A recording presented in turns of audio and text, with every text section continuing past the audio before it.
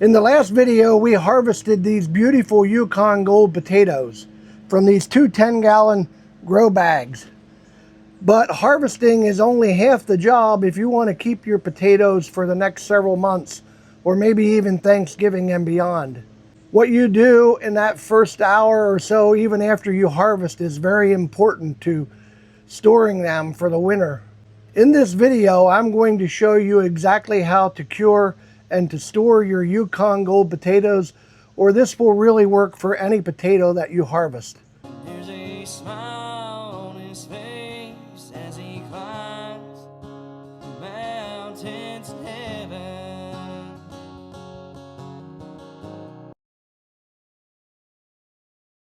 Welcome back, everyone, to Mountains in Heaven. Here in the mountains and hills and valleys of central Pennsylvania, I like to show practical gardening tips, things that you can do in your backyard. Even if you don't have place for a garden, you're able to grow things. Today we're taking it beyond the harvest, and I'm going to give you some tips on how to cure and store Yukon Gold potatoes, hopefully for months. Well, the first tip I want to give you is when you harvest your potatoes, I like to do it in the shade. Don't keep your potatoes in direct sunlight.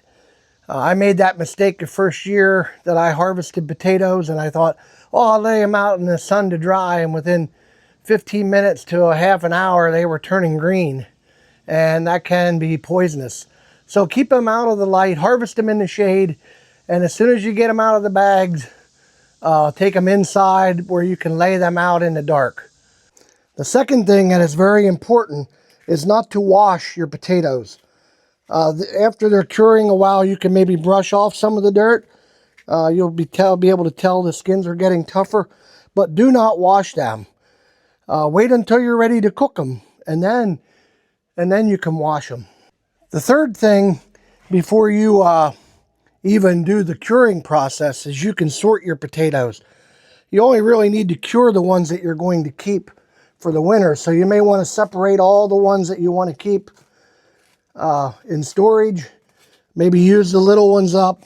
Anything that's cut or would have a scab on it. I noticed a potato over here that was kind of, well, here it is, kind of deformed a little bit. I think we'll use that one up right away. But you can sort through them, and then you want to do the curing process next.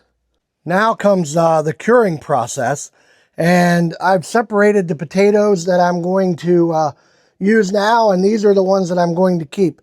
I love Yukon Gold for Thanksgiving time. I don't know why, it's just part of our tradition to have Yukon Golds. They make the best mashed potatoes to go with the filling and the gravy, I think.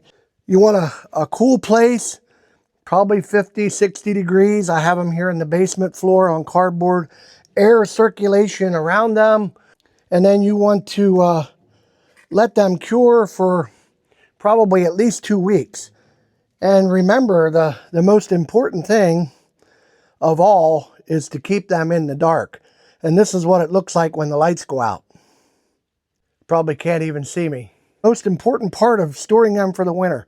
Pick out all the bad ones, have air circulation around them, let them cure for 2 weeks.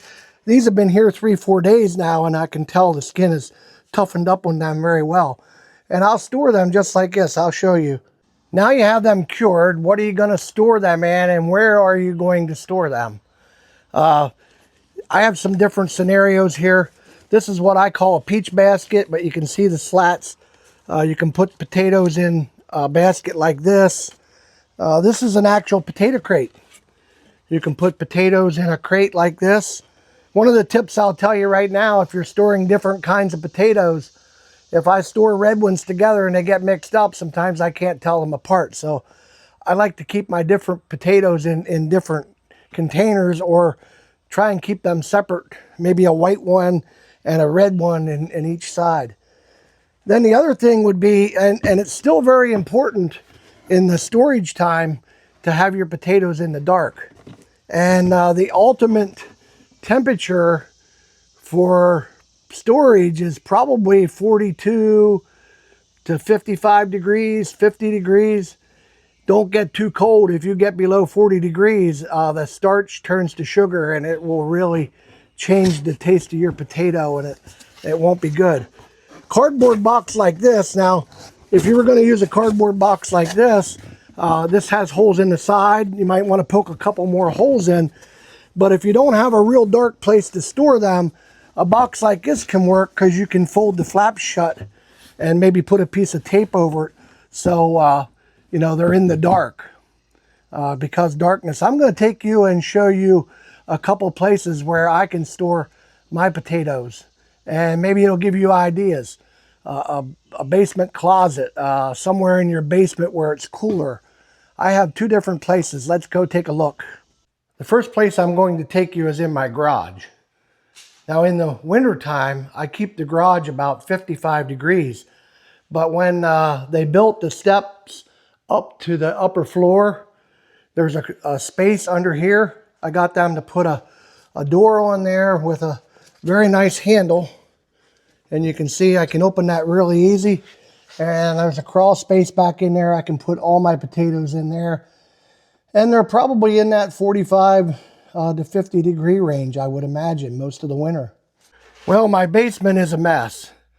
But I have a bi-level house, and there's a space in between the floors on the bottom.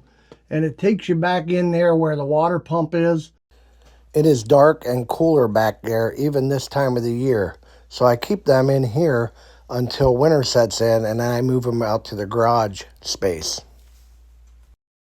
Just keep in mind that darkness is a very important part of storing your potatoes. The next thing I want to tell you is to check your potatoes regularly. When I say regularly, at least once a month. I'd go for every 2 weeks. Just get them out, inspect them, because if you get a rotten one, it's like the old saying says, if there's one bad apple in the bunch, it creates a lot more bad apples. So that's the way it is with potatoes. You want to make sure you don't get any rotten ones. It'll spoil a bunch of them. How long can you keep Yukon Gold potatoes? Well, they don't keep as good as some of the other varieties of potatoes. Russets keep a lot longer.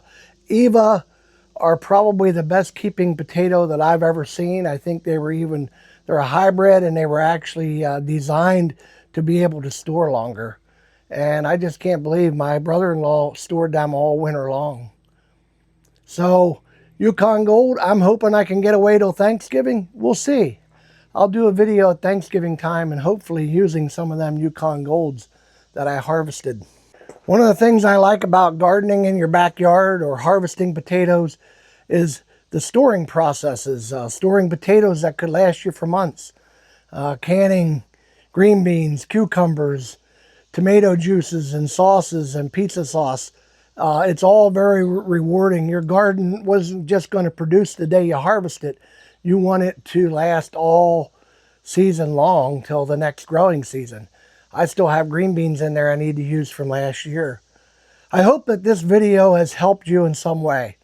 If it has helped you, please click the like button. Please leave a comment. Please ask any questions you might have. And remember that growing things in your backyard, storing them, canning them, whatever you're going to do, is a blessing that we have, a gift from God. And we need to thank Him for the food that we grow each and every day, and pray that it will give us bounty throughout the year. Thanks for watching Mountains in Heaven. See you next video. God bless.